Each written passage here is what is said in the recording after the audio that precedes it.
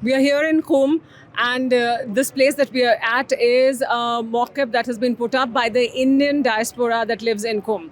The Indian diaspora in Qom is mostly formed of Indian students, some people who do business here, some families that are settled in Qom. But with me, I have a very special guest, Zera.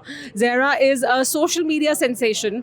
She runs a social media platform, an Instagram account, a social media platform that talks about the Iranian voice, or is to put forward the picture of Iran as it should be in front of the people of the world.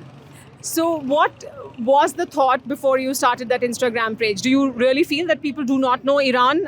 Yes, Bismillah ar-Rahman ar-Rahim. We started this page by the name of, Real Iran Voice because, the propaganda against Iran is too much, especially non-Iranians and even Iranians who are abroad, and they are showing the wrong and the false image from our country. We really wanted to show the real voice and real image of Iran in our page. And what is the real voice of Iran of people?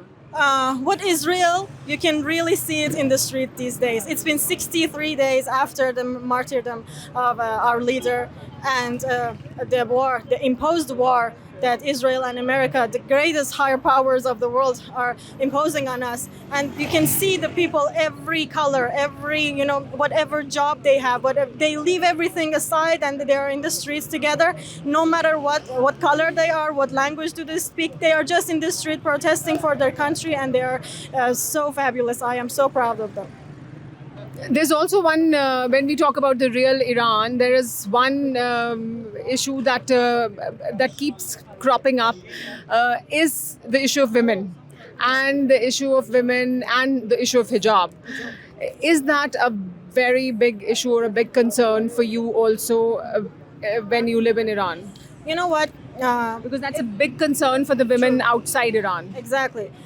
For some years, it was some hyper Muslim people who wanted to say that, okay, we are gonna save the religion by just wearing hijab. That we understand that it is not only hijab, that if a person have it and do other things, it doesn't matter.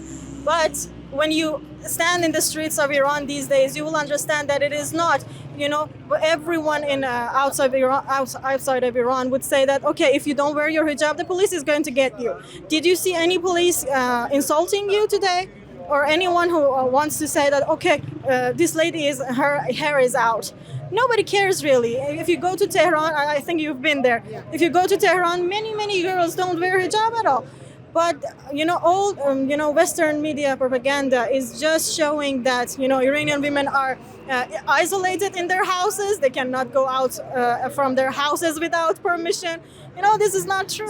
So is that a recent change? Is this change has happened recently, like in some, or was this always the case? No. It was less before, because the women didn't really think that they had this power to come out. But in recent years, it really, women got empowered really. And, from the very, very old ages of Iran, Iranians were scientists, they were poets, they were doing many things that even men couldn't do that.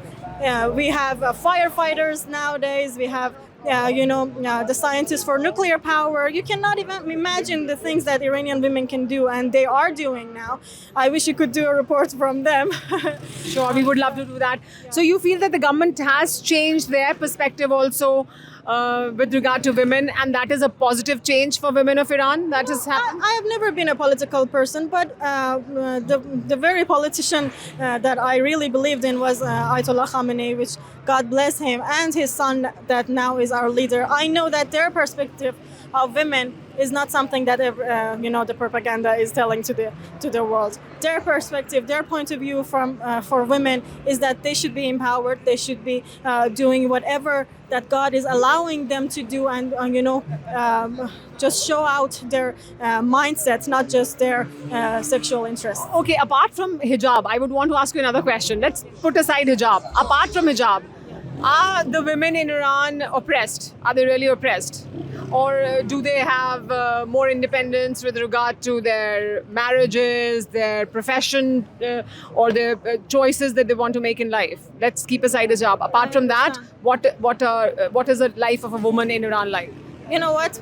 I understand what you want to get, because I am 30 years old and I am living in Iran whole my life, and I am seeing the real face of Iran. I want to ask you one question. In which country of the world you cannot see some, some part of a religion, a city, a special part of a country that they are overreacting over their religion?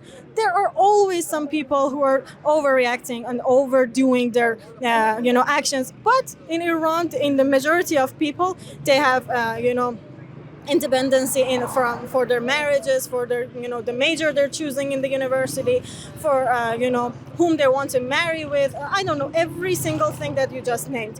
We have this freedom to do whatever we can and we want, until it's not the abundance of God.